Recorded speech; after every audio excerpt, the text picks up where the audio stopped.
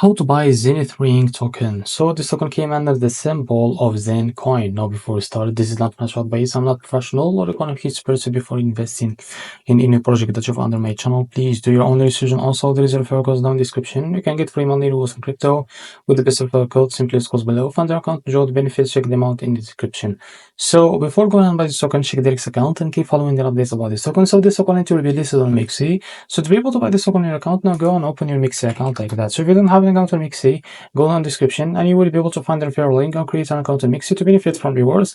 After that, in the search bar, type the Zen coin like that, and you will be able to find this pair. Now click on it. So we're in a few seconds to load this page, and as you can see here, this token it will be alive for trading in about 7 hours from now. So until that date, now click on limit. Here you can type how much you want to buy. So here you will be able to see the total that you should pay all that of that USDT on your account. Now click on buy ZenCoin. So this is how to buy ZenCoin token. If you found this video helpful, please like and subscribe. See you next video.